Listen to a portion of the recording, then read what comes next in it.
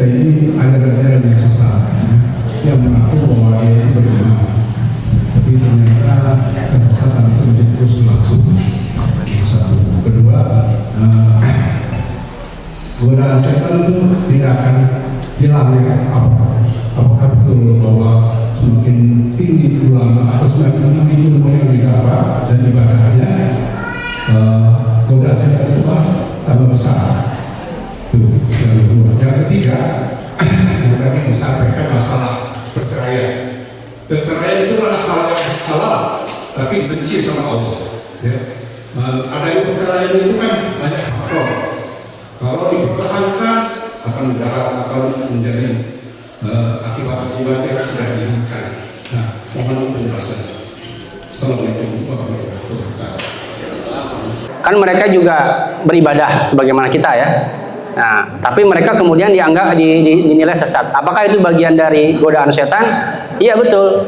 Karena menurut Ibnu Qayyim al-Jauziyah, beliau dalam satu kitabnya menjelaskan bahwa setan itu yang pertama dia menggoda kita kepada kekafiran.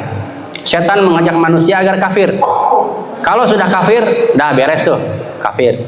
Tapi kalau itu tidak berhasil, dia tetap muslim, tetap beriman kepada Allah, maka setan akan menggoda orang ini agar hanya beriman tapi tidak taat. Beriman tapi maksiat, beriman tapi tidak ibadah. Itu yang kedua. Kalau kemudian orang ini tetap dia beriman, dia ibadah, dia taat, semacam bapak-bapak dan ibu-ibu inilah gitu ya, tetap ibadahnya oke gitu ya, setan tidak akan berhenti. Maka setan kemudian akan membisik-bisiki dua hal. Nah, satu, merusak niatnya. Nah, tetap ibadah mah ibadah, tapi niatnya dirusak. Nah, itu satu. Yang kedua, kalau niatnya tidak bisa dirusak, tadi Pak, akan diberikan syubhat-syubhat dalam agama. Misalnya nih, ini kan infak ini bagus nih dalam Islam, baik. Nah, kalau gitu berarti kalau infak ini diwajibkan lebih baik lagi. Nah, maka ada tuh aliran sesat yang mewajibkan infak jamaahnya sekian persen misalnya. 10% atau 20% gitu dari penghasilan wajib diinfakkan kepada amirnya, misalnya begitu ya. Ini kan syubhat-syubhat dalam agama nih.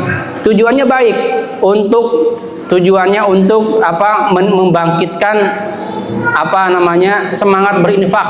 Tapi kemudian infaknya itu diwajibkan, yang kemudian bahkan infaknya itu dijadikan sebagai alat untuk dihapuskan dosa secara otomatis gitu. Jadi kalau ada orang yang berdosa mau dihapuskan dosanya, infak kepada amirnya, nanti dosanya dihapus. Jadi bukan taubat kepada Allah, tapi berinfak. Semuanya pakai infak. Nggak bisa ini infak, nggak bisa ini infak. Oh, semuanya pakai infak. Ini kan sekilas mungkin bagus, tapi kemudian di situ ada syubhat. Nah, ini juga yang terjadi misalnya pada kelompok Khawarij. Kelompok Khawarij itu kan orang yang, top banget itu. Kata Rasul dalam hadisnya itu, nanti akan ada golongan dari umatku yang sholatnya itu melebihi kalian, khusyuknya melebihi kalian, tapi kemudian imannya itu tidak sampai di tenggorokan. Nah, maknanya adalah mereka ini ibadahnya luar biasa, tapi kemudian digoda oleh setan agar ibadahnya itu justru menjadi penyimpangan kepada Allah.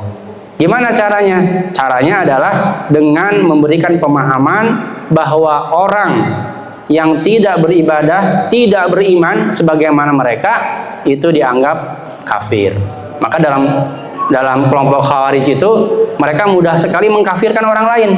Ini tidak begini, oh kafir. Ini begini, oh ini kafir. Oh, mudah mengkafirkan orang. Nah, ini juga bagian dari tadi Pak, syubhat. Jadi syubhat yang diberikan kepada orang-orang yang ibadahnya luar biasa.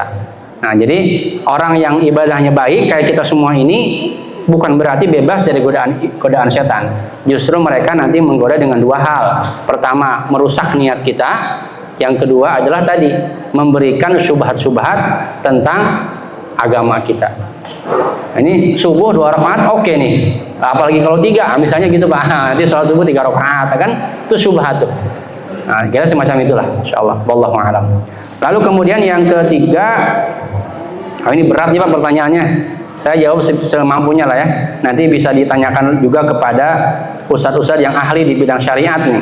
Tentang nomor 2 dulu ya, nomor 2. Godaan setan itu bagaimana? Apakah dia akan bergantung kepada keimanan? Ya jelas. Jadi semakin tinggi keimanan seseorang, semakin tinggi juga setan yang menggodanya. Karena itu tadi dikatakan dalam ayat itu, wa kadzalika ja'alna likulli nabiyyin aduwan syayatinal ins wal jin. Jadi nabi-nabi itu juga ada penggodanya, setan dari golongan jin dan golongan manusia. Dan setannya para nabi pasti adalah setannya yang paling top gitu ya. Misalnya setannya Rasulullah dari golongan manusia siapa tuh Pak? Abu Jahal gitu ya, Abu Lahab. Nah berarti kan Abu Jahal dan Abu Lahab ini adalah setan dari golongan manusia yang paling jahil gitu. Makanya disebut para ulama tuh Abu Jahal ini Fir'aunnya umat ini, Fir'aunnya umat Muhammad, itu Abu Jahal. Karena mereka jahatnya tuh paling jahat lah kira-kira begitu. Nah jadi memang semakin tinggi kejahatan keimanan seseorang, maka semakin tinggi pula godaan dari setannya. Nah, gimana kalau orang-orang kafir? Masih juga digoda. Dalam ayat dikatakan orang-orang kafir digoda oleh setan. Gimana caranya? Semakin dikafirkan. Jadi orang kafir itu godaannya adalah semakin terjerumus ke dalam kekafiran, sehingga mereka sulit untuk kemudian keluar dari kekafirannya. Jadi orang kafir juga masih digoda agar tetap dalam kekafirannya. Nah, orang yang beriman semakin tinggi imannya, semakin tinggi juga godaannya. Tapi Bapak Ibu sekalian, godaan itu sangat bergantung kepada kecondongan masing-masing. Kan dia salah satu jin itu namanya korin ya. Korin itu dari corona, bukan corona virus bukan. Maksudnya corona itu artinya dekat. Jadi korin itu jin yang dekat dengan kita.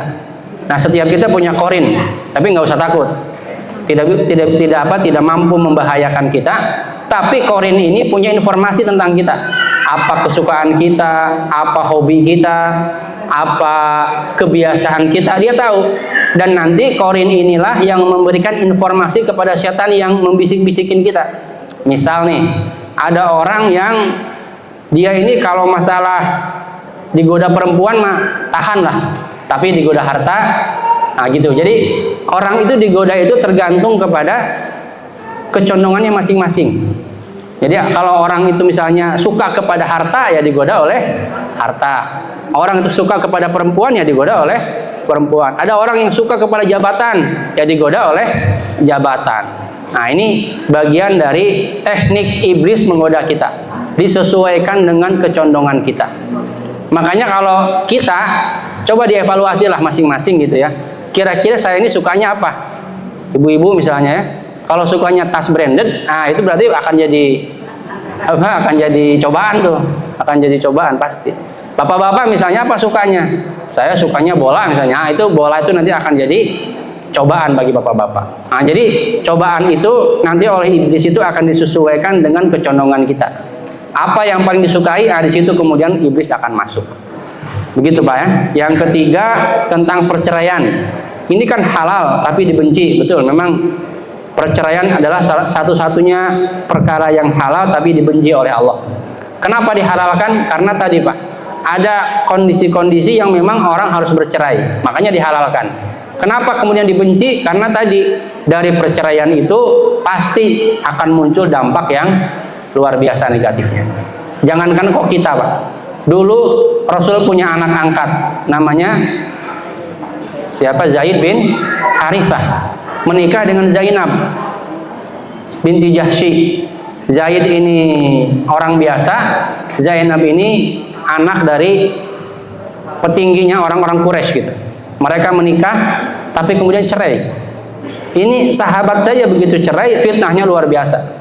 Sampai kemudian Rasul dituduh sengaja menceraikan Zainab dengan Zaid karena Rasul ingin menikahi Zainab. Itu di zaman Rasul saja perceraian itu fitnahnya luar biasa, apalagi di zaman kita. Jadi cerai itu halal karena memang tadi ada kondisi-kondisi yang memang suami istri mau tidak mau harus cerai, makanya Allah halalkan.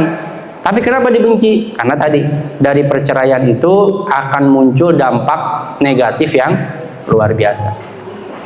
Ada pertanyaan, tapi banyak tuh Ustaz, artis-artis cerai biasa-biasa aja, yaitu di depan kamera Pak.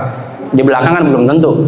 Yang kedua itu kasuistis, mungkin ada 1-2 perceraian yang tidak menimbulkan masalah. Tapi secara umum perceraian itu pasti menimbulkan masalah. Wallahu alam. Nanti bisa ditanyakan lagi kepada Ustaz yang lebih menguasai masalah syariat.